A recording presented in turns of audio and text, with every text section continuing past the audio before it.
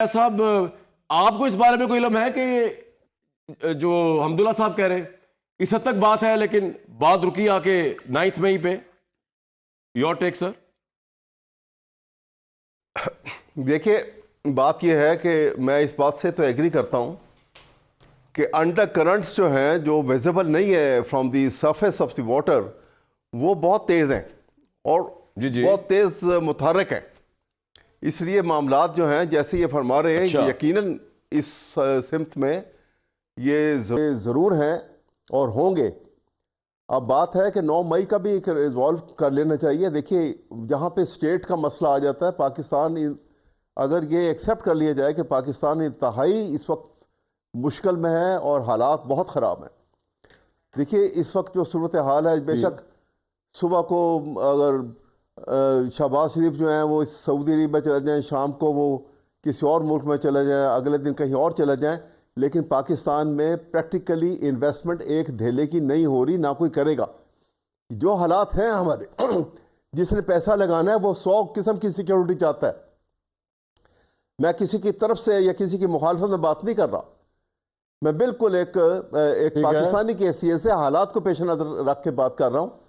اس لیے میں کہہ رہا ہوں کہ یہ اس بات کے اوپر دھیان ضرور دینا چاہیے اور اس کو حل کرنے کے لیے 9 مئی کا واقعہ جو ہے اس میں بہت ساری باتیں تھیں جس کے باعث یہ واقعہ جو ہے اس کو پلے اپ کر کے ایک اتنا جو ہے رائی کا پہاڑ بنا دیا گیا ہے. اس کو اس کی اصل حیثیت پہ لے آئیں اور بیٹھ کے اس کو حل کر لیں. یا اب ہمارے اندر ہی، ملک کے اندر ہی ہوا. پاکستان میں ایک بڑی پارٹی ہے، کیسے ممکن ہے؟ نہ پاسبل ہو سکتا ہے کہ اینٹی گورنمنٹ کو ہم اینٹی اسٹیٹ کہنا شروع کر دیں گے تو نقصان ہوگا بہت زیادہ. اور یہی ہو رہا ہے ہمارے یہاں پہ اور یہ ہوتا بھی آیا ہے کہ ہم جب بھی مخالف ایک حکومت ہوتی ہے اور مخالف کو وہ اینٹی اسٹیٹ بنا دیتے ہیں، جبکہ وہ اینٹی گورنمنٹ ہوتی ہے.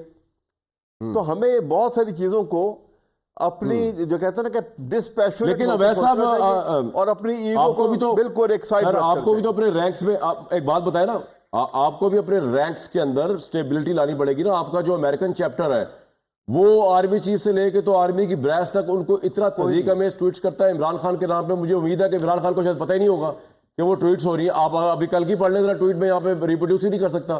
اور عمران خان تو جیل میں ہے لیکن وہ کر رہا ہے، وہ اپنے حساب سے کر ہی جا رہا ہے. پھر یہاں کا آپ یہاں پہ بھی آپ ایک بات اور نہیں آپ بتائیے گا. ایک بات اور سر، میں ایک منٹ ایک چیز اور مجھے بتائیے کہ ذرا علیمہ خان صاحبہ کی بات سن لیتے ہیں.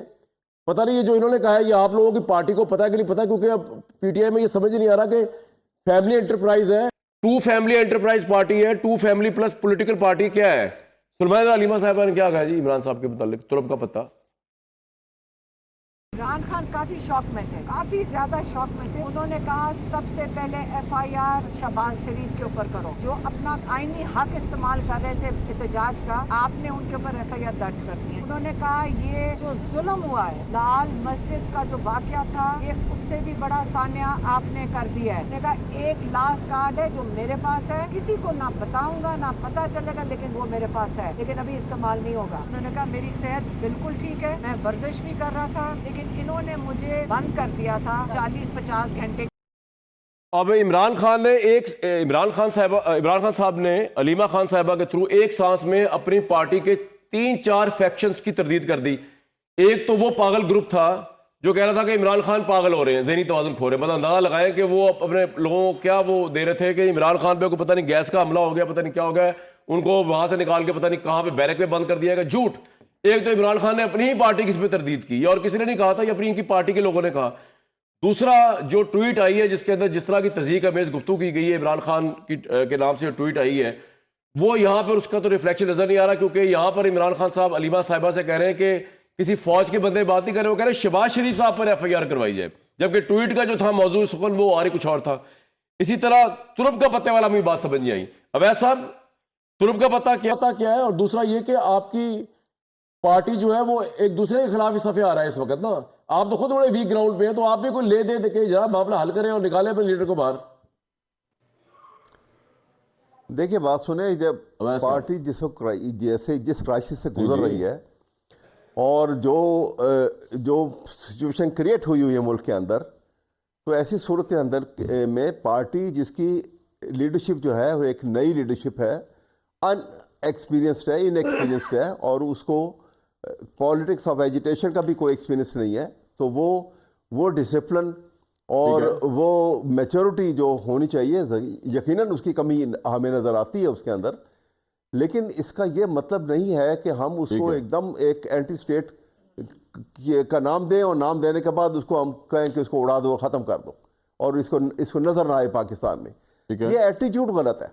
دیکھیے جب یہ کسی طریقے سے بھی جب حکومت فارم ہو جاتی ہے تو حکومت کو بہت میگنینیمٹی دکھانی ہوتی ہے, اور کھلے دل کے ساتھ, کھلے ذہن کے ساتھ وہ ان کو یہ ایک ٹی او بناتے ہیں, اور یہ انوائٹ کرتے کہ ہاں جی یہ ٹی او ہے, ٹی او آر ہے, اور آپ بات کرتے ہیں. تو بات جب کہیں نہ کہیں نتیجے میں کہیں نہ کسی طرف چل پڑتی ہے. میں نے تو بہت پہلے کہا تھا آپ کو کہ راؤنڈ ٹیبل ہونی چاہیے, اور راؤنڈ ٹیبل کے اندر جو ہے constitution should be the basis for the round table. یہ وقت ہے. سر آپ کا پوائنٹ آ گیا, یہ میں کہنا چاہ رہا ہوں. بالکل ٹھیک ہے سر, آپ کا پوائنٹ آ گیا.